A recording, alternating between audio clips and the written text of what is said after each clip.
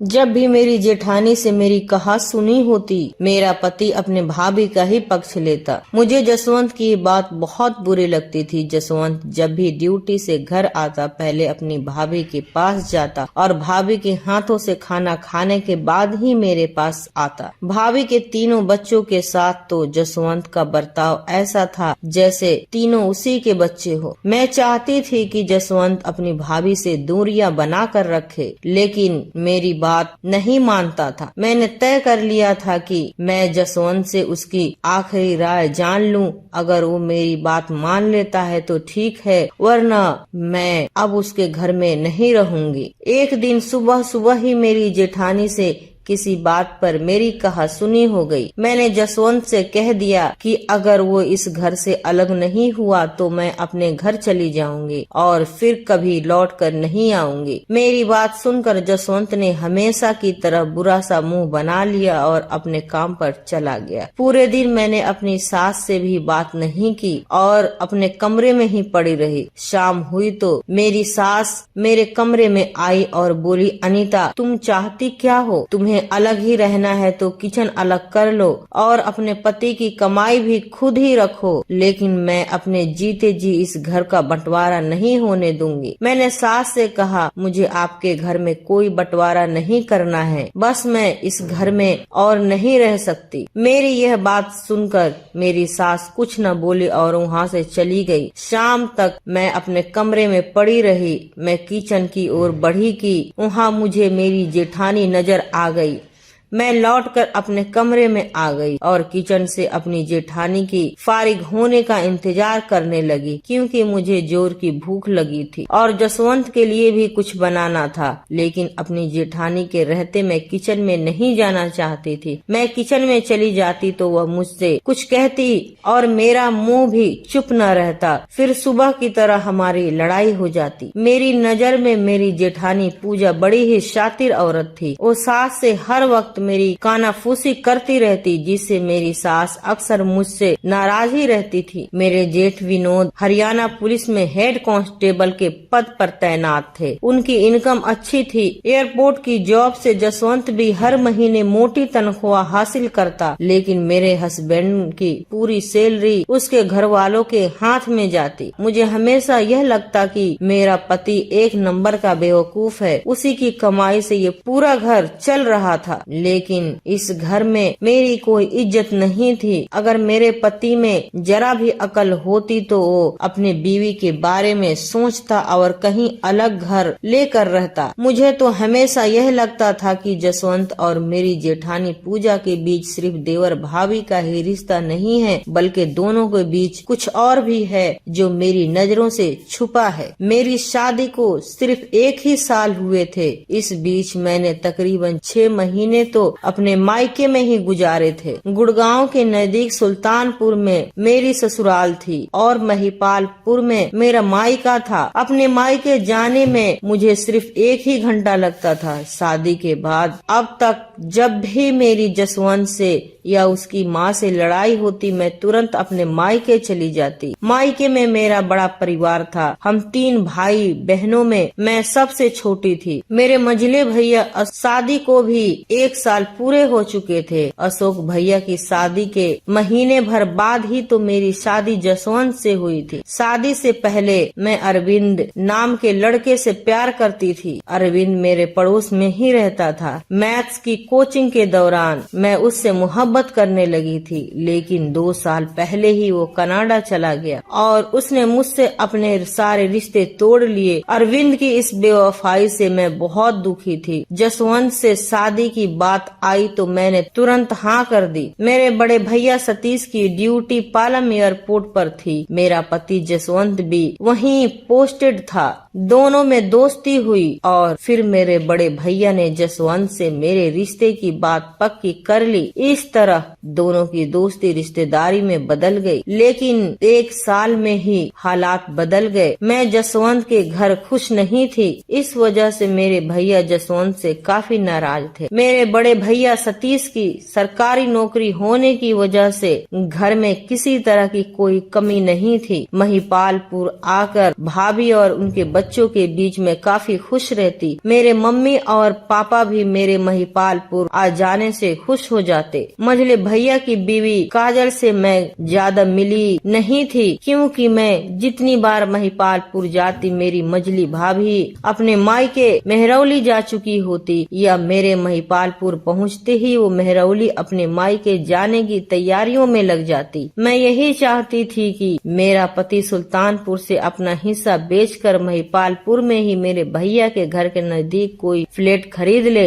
लेकिन जसवंत को मेरी यह बात कभी पसंद ही नहीं आई। मैं अपने कमरे में लेटी यही सब सोच रही थी कि रात हो गई। मेरी जेठानी को पता था कि मैं नाराज हूँ, इसके बावजूद वो मेरे कमरे तक नहीं आई। घड़ी में देखा तो रात के 9 बज चुके थे और मुझे भूख लग गई थी। जसवंत के आने का भी वक्त हो गया था। मैं पिछले 1 घंटे से अपनी जेठानी पूजा के किचन से निकलने का इंतजार कर रही थी, लेकिन वह थी कि जानबूझकर किचन में डेरा जमाए हुई थी। तभी जसवंत की गाड़ी का हॉर्न की आवाज सुनकर मैं मेन गेट खोलने के लिए बाहर निकली और दरवाजा खोला तो मेरे पति जसवंत के साथ उनके बड़े भाई विनोद भी थे। मैंने अपने जेठ विनोद जी के पांव छूकर आशीर्वाद लेना जरूरी नहीं समझा। मेरे जेठ हरियाणा पुलिस में थे, इसीलिए वो सप्ताह में कभी कभार ही घर आते थे। आस पड़ोस में मेरे जेठ विनोद की काफी इज्जत थी। विनोद के पास अपनी कार होने के बावजूद आज वो मेरे पति की कार में घर आए तो मुझे थोड़ा अजीब लगा, लेकिन मैं सुबह से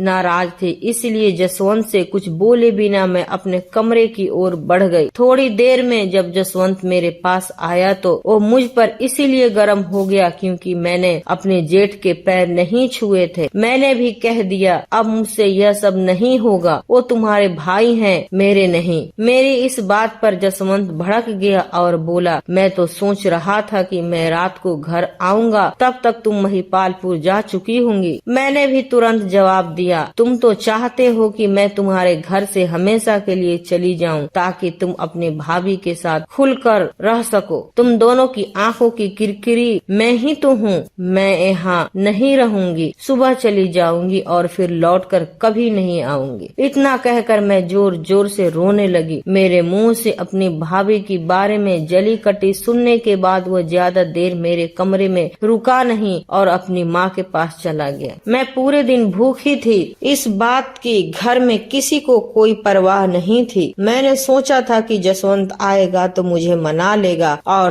तब बाहर से खाना मंगाकर दोनों साथ में खा लेंगे, लेकिन ऐसा कुछ नहीं हुआ। रात के 11 बजे मेरी सास थाली में खाना लेकर मेरे कमरे में आई और पलंग के बगल में पड़ी टेबल पर खाना रखकर मेरे बगल में बैठ गई और बोली अनीता खाना खा लो, इस तरह नाराज होना ठीक नहीं है।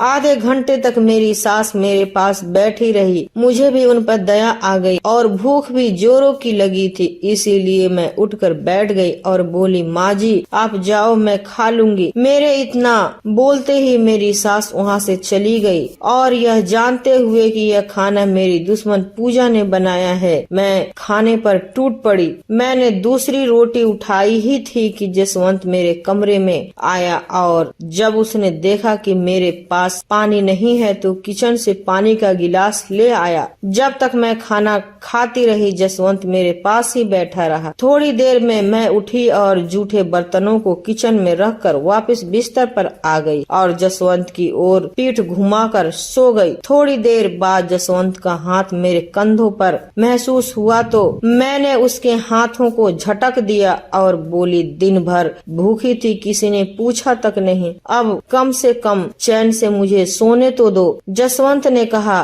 गुस्सा थूक दो अनीता, तुम मेरे से नाराज थी और तुमने गुस्सा दूसरों पर उतार दिया, ये ठीक नहीं है। भैया सप्ताह में एक बार तो घर आते हैं, उन्हें कितना बुरा लगा होगा बताओ। भैया के साथ तुम्हारा यह व्यवहार देखकर ही मुझे भी गुस्सा आ गया। जसवंत की यह बात सुनकर मैं बिस्तर से उठकर बैठ गई और बोली मैंने क्या बुरा बर्ताव किया तुम्हारे भैया के साथ? मूड नहीं था तो नमस्ते नहीं किया, यह तुम्हें नजर आ गया, लेकिन तुम्हारे भैया की बीवी पूजा मेरे साथ जो बुरा बर्ताव करती है वो तो तुम्हें कभी नजर नहीं आया। जसवंत ने कहा, देखो अनीता, हर क्रिया की प्रतिक्रिया होती है। तुम जैसा बर्ताव दूसरों के साथ करोगी, तुम्हें बदले में वैसा ही बर्ताव दूसरों से वापस मिलेगा। तुम बदलोगी तो और लोग भी बदल जाएंगे। मैं बोली, मुझे ज्यादा ज्ञान मत सिखाओ जसवंत, तुम्हें तो सारी कमी मुझ में ही नजर आएगी।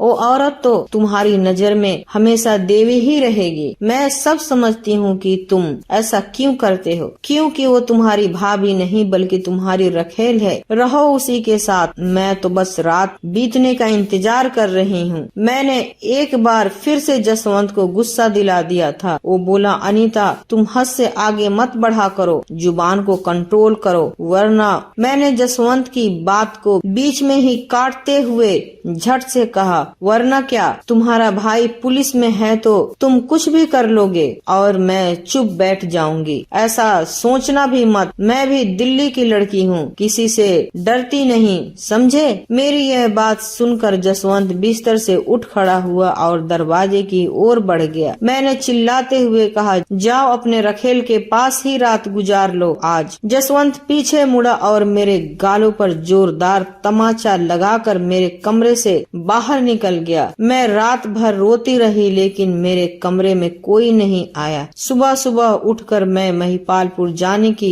तैयारी करने लगी। मैं अपना जरूरी सामान इकट्ठा कर ही रही थी कि मेरे हस्बैंड की एक डायरी मुझे मिल गई। 2016 की इस डायरी में मेरे हस्बैंड की लिखी कुछ शायरी वगैरह थी। जसवंत ने मुझे इस डायरी के बारे में बताया था कि यह डायरी उनके किसी जिगरी दोस्त ने उन्हें गिफ्ट की थी, लेकिन वो दोस्त बहुत दूर जा चुका है, इसीलिए यह डायरी उसकी यादों के तौर पर संभाल कर रखी हुई है। न जाने क्यों मैंने जसवंत की दोस्त की यह डायरी भी अपने सामान के साथ रख ली और घर से निकल गई। किसी ने भी मुझे रोकने या मनाने की कोशिश नहीं की। घर से निकलकर महिपालपुर के लिए मैंने ऑटो पकड़ लिया। अगले 1 घंटे में मैं अपने घर पर थी। जब मैं पहुंची तब मेरे बड़े भैया सतीश अपने ड्यूटी पर जाने की तैयारी में लगे थे, लेकिन मुझे देखकर उन्होंने छुट्टी कर ली और मेरे मुंह से मेरे ससुराल में होने वाले जुल्म की दास्तान सुनकर माथे पर हाथ रख लिया। मेरी दास्तान सुनकर मेरे घर वाले बेहद दुखी थे। माँ ने तो यहाँ तक कह दिया कि अब मुझे ससुराल जाने की जरूरत नहीं। मेरी बड़ी भाभी मुझे अपनी छोटी बहन की तरह प्यार करती थी। सुबह का खाना सभी ने साथ में ही खाया। इत्तेफाक से मेरी मझली भाभी घर पर ही थी, लेकिन अब तक उनसे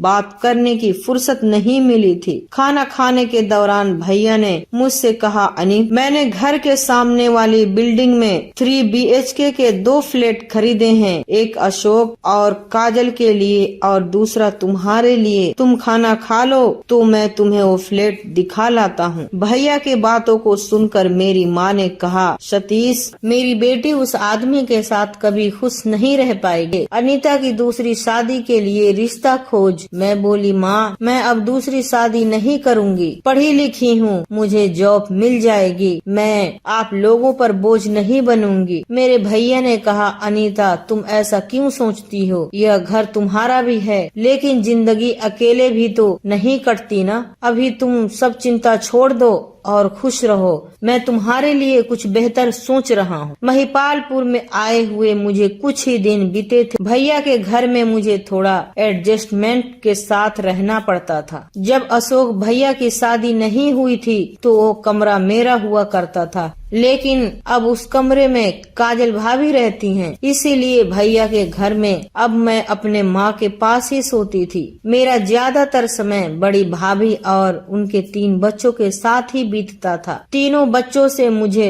शुरू से ही बहुत लगाव था, इसलिए बच्चों की छुट्टी के दिन तो मैं पूरे दिन भैया के बच्चों के साथ खूब मस्ती करती। मझली भाभी काजल का रवैया मैं समझ ही नहीं पा रही थी कि वो मुझसे बहुत कम ही बातें करती। करती और पूरे दिन अपने कमरे में पड़ी रहती। पूछने पर उन्होंने बताया कि वो एग्जाम की तैयारी कर रही हैं। एक दिन मैंने काजल भाभी से मजाक के लहजे में कहा, काजल भाभी, आपको मुझसे कोई दिक्कत तो नहीं है ना? क्योंकि मैं जब भी महिपालपुर अपने मायके आती हूँ तुम मेहरौली अपने मायके चली जाती हो। मेरी यह बात सुनकर मेरी बड़ी भाभी जोर से हंस पड़ी। तभी मजली भाभी बोली, अनीता, तुम्हारी तरह मेरा मायका भी नजदीक ही है और नजदीक मायका होने का फायदा तुमसे बेहतर और कौन जान सकता है। जब भी मन करे मुंह उठाओ और पहुँच जाओ। भाभी का यह ताना सुनकर मैं दंग रह गई। मेरी बड़ी भाभी मंजू को आए इस घर में 12 साल गुजर चुके थे, लेकिन उनके मुंह से इस तरह की बात मैंने कभी नहीं सुनी थी। लेकिन साल भर पहले आई मजली भाभी काजल के दिल में मेरे लिए ऐसा कुछ छुपा होगा, मैं यह सोच भी नहीं सकती थी। थोड़ी देर में ही काजल भाभी की कैब घर के बाहर आकर खड़ी थी। बड़ी भाभी अपनी देवरानी को विदा करने बाहर तक गई, लेकिन मैं छज्जे पर खड़ी काजल भाभी को कैब में जाते हुए देख रही थी। काजल भाभी के जाते ही मेरे बड़े भैया सतीश ने मेरी भाभी से कहा, मंजू, जरा अनीता को अपना नया वाला फ्लैट तो दिखा लाओ। थोड़ी देर में मैं अपने भाभी के साथ सामने वाली बिल्डिंग में फ्लैट देखने के लिए निकल पड़ी। बिल्डिंग के सामने पहुंची तो मैंने भाभी से पूछा, भाभी, पहले इस बिल्डिंग की जगह पर अरविंद का घर हुआ करता था ना? भाभी ने कहा, हाँ, 2 साल पहले अरविंद कनाडा चला गया था और वहीं से कमाकर अरविंद ने पुराने घर को तुड़वाकर इतनी शानदार बिल्डिंग खड़ी कर दी। इसी बिल्डिंग के एक फ्लैट में अरविंद और उसकी फैमिली रहती है। बाकी के फ्लैट्स उन्होंने रेंट पर लगा दिए हैं और कुछ सेल कर रहे हैं। तुम्हारे भैया ने अरविंद से जब एक फ्लैट खरीदने की बात की तो अरविंद ने मार्केट रेट से आधी कीमत पर तुम्हारे भैया को 2 फ्लैट दे दिए। फ्लैट की ओर बढ़ते हुए हम लोग लिफ्ट तक पहुँचे और कुछ ही देर में लिफ्ट के जरिए 3रे फ्लोर तक पहुंच गए। मैंने भाभी से पूछा, भाभी, अरविंद आया हुआ है क्या? भाभी ने कहा, हाँ, उसे आए हुए तो 1 महीना से ज्यादा हो गया। मैंने कहा, लेकिन मुझे यहाँ आए हुए 1 सप्ताह हो चुके हैं, मुझे तो अब तक नजर नहीं आया। अरविंद की बातें करते हुए हम दोनों फ्लैट पर पहुंच चुके थे। भाभी ने मुस्कुराते हुए मुझसे कहा, अरविंद से मिलने का मन हो तो बताओ, इस वक्त वो यहीं है। मैंने कहा, नहीं भाभी, जब मुझे उसकी जरूरत थी तब वो मुझे धोखा देकर कनाडा भाग गया। अब मुझे ऐसे आदमी की जरूरत नहीं है। फ्लैट बहुत ही शानदार था। भैया ने इस बिल्डिंग में 2 फ्लैट खरीदे थे, एक मेरे लिए और एक मेरे छोटे भाई अशोक के लिए। मुझे तो यह फ्लैट बेहद पसंद आया, लेकिन मेरा पति जसवंत यहाँ रहने की राजी हो तब ना, वरना मैं अकेले यहाँ रहकर भी क्या करती। मेरे भाभी ने कहा, तुम 2 मिनट यहीं रुको, मैं अभी आती हूँ। बड़े से हॉल में मैं अकेली खड़ी फ्लैट के इंटीरियर को निहारने में लग गई। 5 मिनट बाद ही भाभी लौटी तो उसके साथ अरविंद भी था। अरविंद को देखकर मुझे बहुत गुस्सा आया। मैं उससे तो कुछ न बोली, लेकिन मैंने अपनी भाभी को फटकार लगा दी। मैंने कहा, भाभी, मुझे तुमसे यह उम्मीद नहीं थी। तभी अरविंद ने कहा, अनीता, मैं कनाडा गया तो वहाँ 1 साल इमिग्रेशन की वजह से परेशान रहा, इसीलिए तुमसे संपर्क न कर पाया और इसी बीच यहाँ तुमने शादी कर ली। जब मुझे यह बात पता चली तो मैं बहुत परेशान हो गया, लेकिन मैं कर भी क्या सकता था। मैंने हालात से समझौता कर लिया। तुम शादी कर चुकी हो, लेकिन मैंने अभी तक शादी नहीं की, बस यही कहने चला आया। अब तुम अपने फ्लैट देखो, मैं जा रहा हूँ। अरविंद के वहाँ से जाते ही मेरी भाभी मुस्कुराती हुई मुझसे बोली, अरविंद को तुमसे मिलवाने का आइडिया तुम्हारे बड़े भैया का ही था, लेकिन तुम तो मुझ पर ही गुस्सा हो गई। वो एक दिन कह रहे थे ना कि उन्होंने तुम्हारे लिए कुछ अच्छा सोचा हुआ है, तो वो अरविंद को लेकर ही ऐसा बोल रहे। तब तुम्हें अरविंद नहीं मिला, लेकिन अब चाहो तो अरविंद को हासिल कर सकती समझती हो? मैं तो कहती हूँ कि जसवंत से तलाक लेकर अरविंद की हो जाओ। मैंने कहा भाभी, सच्चाई यही है कि अब जसवंत मेरा पति है और मैं उससे बहुत प्यार करती हूँ। उसकी कुछ आदतें मुझे पसंद नहीं, इस वजह से मेरी उसकी लड़ाई भी होती है, लेकिन इसका मतलब ये नहीं कि मैं उसे तलाक दे दूं। मुझे पता होता कि फ्लैट के बहाने तुम मुझे अरविंद से मिलवाओगी तो मैं तुम्हारे साथ यहाँ कभी न आती। कुछ देर में ही हम लोग फ्लैट से घर आ गए। काजल भाभी के मायके चली जाने के बाद अशोक भैया मेरे पास आए और बोले, अनीता, काजल तो चली गई, जब तक वो अपने मायके में है तब तक वो कमरा तुम इस्तेमाल करो, मैं ड्राइंग रूम में सो जाऊंगा। 1 साल बाद मैं अपने कमरे में आकर बहुत सुकून महसूस कर रही थी, लेकिन मैं जानती थी कि अब यह कमरा मेरा नहीं था। मैं कमरे में आई तो देखा कि पूरे कमरे में काजल भाभी का सामान इधर उधर बिखरा पड़ा था। मैंने सब सामान को इकट्ठा किया और काजल भाभी की अलमारी में रखने लगी। वो कहते हैं ना कि किसी के बर्ताव को ठीक से समझना हो, उसके कीमती सामान पर गौर करो।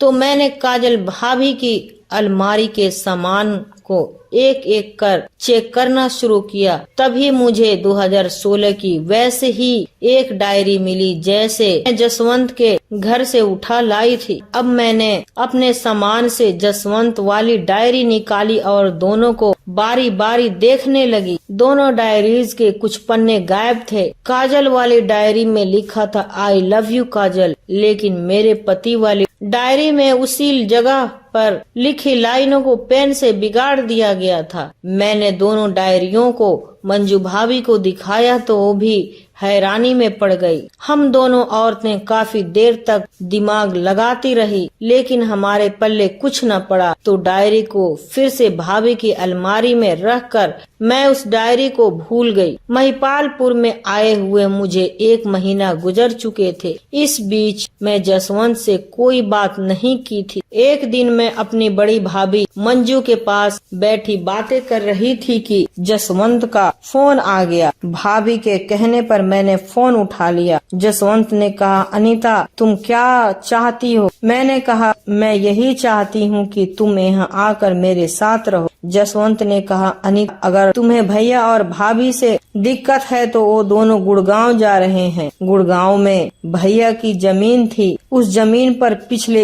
1 साल से कंस्ट्रक्शन का काम चल रहा था। पहले भैया का इरादा था कि वहाँ फ्लैट बनाकर उस बिल्डिंग को बेच देंगे, लेकिन अब उन्होंने वहीं रहने का फैसला कर लिया है। वो लोग शुक्रवार तक वहाँ शिफ्ट हो जाएंगे। माँ भी उन्हीं लोगों के पास रहेगी। अब तुम चाहो तो घर आ सकती हो। जब तुम्हारा मन करे तुम कॉल कर देना, मैं तुम्हें बुलाने महिपालपुर आ जाऊंगा। मैं भी बेहद खुश थी यह सोचकर कि अब उस घर में मुझे उन लोगों के चेहरे देखने नहीं पड़ेंगे जिनसे मैं चिढ़ती थी। मैंने जसवंत से कहा, मुझे बुलाने के लिए तुम्हें महिपालपुर आने की जरूरत नहीं, मैं इस शनिवार को खुद ही आ जाऊंगी। जसवंत ने कहा, जब आने का मन हो एक बार कॉल जरूर कर देना। जब मैंने यह बात अपने घर वालों को बताई तो वो भी बहुत खुश हुए और जसवंत को लेकर मेरे घर वालों के मन में जो नाराजगी थी वो पल भर में खत्म हो गई। शनिवार का दिन था। मैं सुबह बिस्तर से उठी ही थी कि जसवंत का कॉल आ गया। वो बोला, अनीता,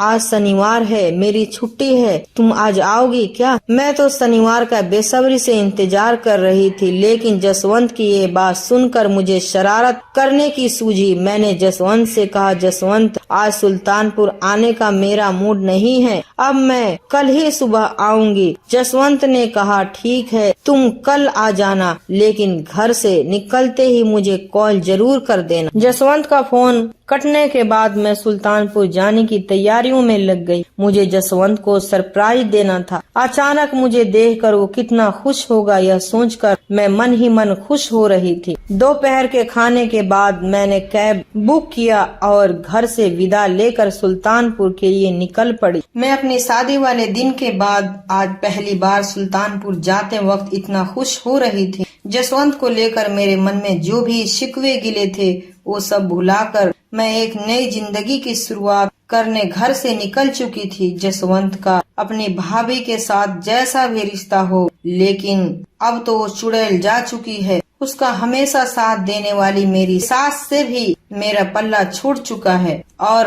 अब तो मुझे मेरे इज्जतदार जेठ के सामने झूठे संस्कारों का दिखावा भी नहीं करना पड़ेगा। मैं कैब की पिछली सीट पर बैठी हुई यही सब सोच रही थी कि कैब छतरपुर लाल बत्ती पर रुकी। मैंने शीशे से बाहर देखा तो लाल बत्ती पर गाड़ियों की कतारें लगी हुई थी। फिर मैंने अपनी दाहिने ओर की खिड़की से बाहर नजर डाली और अगले पल मेरी नजर मेरे पति जसवंत की कार पर पड़ गई। मैंने सोचा कि यहीं उतरकर मैं अपने पति की कार में जाकर बैठ जाऊं, लेकिन तभी सिग्नल ग्रीन हो गया और गाड़ियां सरकनी शुरू हो गई। मेरी नजर लगातार मेरे पति की कार पर बनी हुई थी। जसवंत को कॉल करने के लिए मैंने अपना फोन निकाला ही था कि मेरी कैब थोड़ी आगे बढ़ी और जसवंत की कार मेरे बिल्कुल बराबर में आ गई। तभी मेरी नजर जसवंत की अगली सीट पर बैठी हुई एक जवान औरत पर पड़ी। मैं देखते ही उस औरत को पहचान गई। ये मेरी मझली भाभी काजल थी। मैंने कैब वालों को कहा, भैया बगल वाली कार के पीछे पीछे ले चलो। जसवंत की कार सुल्तानपुर के लिए मुड़ी और सीधे घर के गेट के आगे रुक गई। मेरी कैब उस कार से थोड़ी ही दूरी पर खड़ी थी और मैं अपनी कैब में बैठी अपने हस्बैंड पर नजर रखी हुई थी। जसवंत ने गाड़ी से उतरकर दरवाजा खोला और फिर गाड़ी में बैठकर गाड़ी को घर के अंदर लेकर चला गया। मेरा कैब ड्राइवर लेट हो गया था। सुल्तानपुर पहुंचते ही उसकी ट्रिप खत्म हो गई थी और उसे दूसरी ट्रिप के लिए देर हो रही थी, तो मैंने उस कैब को छोड़ दिया और वहीं से महिपालपुर के लिए दूसरी कैब बुक कर ली। थोड़ी देर पहले सुल्तानपुर आते समय जितना खुश थी, वापसी में महिपालपुर जाते हुए मैं उतना ही दुखी और परेशान थी। मेरी भाभी काजल मेरे हस्बैंड जसवंत के साथ थी और दोनों इस वक्त मेरे ही बेडरूम में अय्यासियां कर रहे होंगे। मैं अपने पति से ज्यादा तो अपनी मझली भाभी काजल को लेकर हैरान थी। काजल एक साथ दो जिंदगियों को तबाह कर रही थी। मेरे पति को उसने फंसाया हुआ था और मेरे भाई को धोखा दे रही थी। एक औरत इतना कैसे गिर सकती है? इश्क होना या इश्क करना गलत नहीं है। मैं भी तो अरविंद से इश्क करती थी, लेकिन जब जसवंत से मेरी शादी हो गई मैंने अपने इश्क को डस्टबिन में फेंक दिया। अरविंद तो आज भी मेरे इंतजार में है, लेकिन मैंने उससे अपने रास्ते अलग कर लिए। शादीशुदा होने की भी एक मर्यादा होती है जिसे लांघना समाज को गर्त में ले जाता है। यही सब सोचते हुए मैं फिर से महिपालपुर पहुंच गई। मुझे इस तरह वहां देखकर सबको यकीन हो गया कि मैंने जाते ही जसवंत से लड़ाई कर ली और लौट आई। मेरे भाई काफी गुस्से में थे। वो बोले, अब मैं इस जसवंत को नहीं छोड़ूंगा। अनीता, तुम्हें मैंने पहले ही समझाया था कि वो आदमी तुम्हारे लायक नहीं है। परसों सोमवार है, तुम चलो मेरे साथ। मेरे एक दोस्त हाई कोर्ट में वकील है, मैंने उनसे बात कर ली है। पूरे परिवार को वो जेल भेजेंगे और जसवंत की तो नौकरी जाएगी ही, साथ ही उसके बड़े भाई विनोद की भी मैं वर्दी उतरवा दूंगा। मैं तुम्हारा बड़ा भाई हूँ, तुम्हारे लिए मैंने बहुत अच्छा लड़का देखा हुआ है। मैं कुछ न बोली और सीधे अपने कमरे की ओर चली गई। मेरे पीछे पीछे मंजू भाभी भी मेरे पास आ गई और बोली, अनीता, बात क्या हुई कि तुम उल्टे पांव इस तरह घर वापस आ गई? भाभी के इतना पूछते ही मैं उन्हें पकड़कर रोने लगी और रोते हुए ही मंजू भाभी को सारी बात बता दी। मेरी बात सुनकर मंजू भाभी को तो होश उड़ चुके थे। उन्हें भी यकीन नहीं हो रहा था कि उनकी देवरानी काजल इतना भी गिर सकती है कि उसे रिश्तों का ही लिहाज नहीं रहा। अपने ही नंदोई के साथ शारीरिक संबंध बनाने में उसे लाज या शर्म नहीं आई। और वो जसवंत कितना बुरा इंसान है जो अपने ही साले की बीवी के साथ अय्यासियां कर रहा है। मेरी भाभी ने तुरंत काजल की डायरी निकाली और दोनों डायरी को मेरे सामने रखते हुए बोली, अनीता, गौर करो कि तुम्हारे पति वाली डायरी में जो भी लिखा है वो राइटिंग काजल की है और काजल की डायरी में तुम्हारे पति जसवंत की राइटिंग है, यानी कि दोनों की अय्यासियों का किस्सा आज का नहीं है। मैंने दोनों डायरीज पर ध्यान दिया तो मंजू भाभी की बात सच निकली। यह बात जानकर मैं और जोर से रोने लगी। मेरी भाभी ने मुझसे कहा, दूसरों की गलतियों की वजह से तुम अपनी कीमती आंसू क्यों बहा रही हो? अनीता, एक काम करो, अभी दोनों वहीं होंगे, तुम चलो मेरे साथ, दोनों को वहीं नंगा करेंगे। मैं बोली, लेकिन इससे क्या होगा भाभी? भाभी ने कहा, इससे होगा यही कि कई जिंदगियां तबाह होने से बच जाएंगी। तुम अभी चलो, मैं कैब बुक करती हूँ। भाभी ने कैब बुक करने के लिए अपना मोबाइल उठाया ही था कि मेरी माँ मेरे कमरे में आ गई और मुझे पकड़कर रोने लगी। मेरी भाभी ने मेरी माँ से कहा, माँ जी, मैं अनीता के साथ कहीं जा रही हूँ, जब हम वापस लौटेंगे तब तक सब कुछ ठीक हो चुका होगा। थोड़ी देर में कैब मेरे दरवाजे पर थी और भाभी ने अशोक भैया को भी साथ चलने को कहा। अशोक भैया को लगा कि हम लोग जसवंत से बात करने उसके घर जा रहे हैं। मैं तो अपना सरप्राइज अपनी आंखों से देख चुकी थी। अब बारी अशोक भैया की थी। हम सुल्तानपुर पहुँचे और घर की डोरबेल बजाई तो कुछ देर बाद ही जसवंत ने दरवाजा खोला और हमें वहाँ देखते ही उसके चेहरे का रंग उड़ गया। वो जल्दीबाजी में मुड़ा ही था। मैंने उसे पीछे से पकड़ लिया।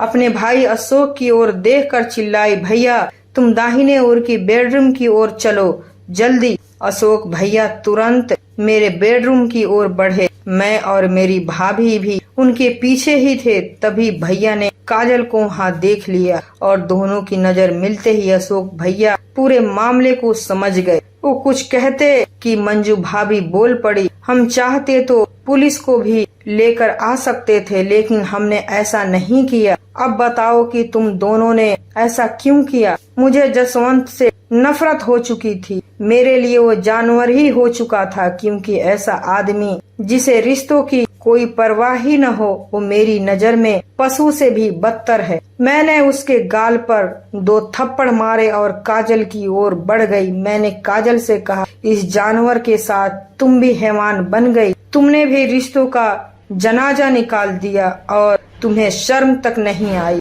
तभी तुम मुझे महिपालपुर में देखते ही वहाँ से भाग खड़ी होती थी, क्योंकि मुझसे नजरें मिलाने की तुम्हारे अंदर हिम्मत ही नहीं बची थी। दूसरी बात ये थी कि जब मैं मायके जाती तो तुम्हारी हवस की आग को बुझाने के लिए जसवंत यहाँ बिल्कुल फ्री हो जाता था। तभी जसवंत बोल पड़ा, अनीता, बात यह है कि काजल और मैं एक दूसरे से पिछले 15 सालों से प्यार करते हैं, लेकिन 1 साल पहले ही काजल की मर्जी के खिलाफ उसके घर वालों ने तुम्हारे भाई अशोक से उसकी शादी कर दी। मैं भी उस वक्त कुछ न कर पाया और मैंने भी तुम्हारे बड़े भाई से तुम्हारे लिए अपनी शादी की रजामंदी दे दी। अपनी शादी वाले दिन काजल को तुम्हारे घर देखकर मैं हैरान हो गया था। हम दोनों फिर से करीब आने लगे। काजल ने भी मुझे कभी रोका नहीं और नए रिश्तों की आड़ में हम दोनों का इश्क फिर से शुरू हो गया। अब तुम सभी लोगों को हम दोनों के इश्क की जानकारी हो गई है, तो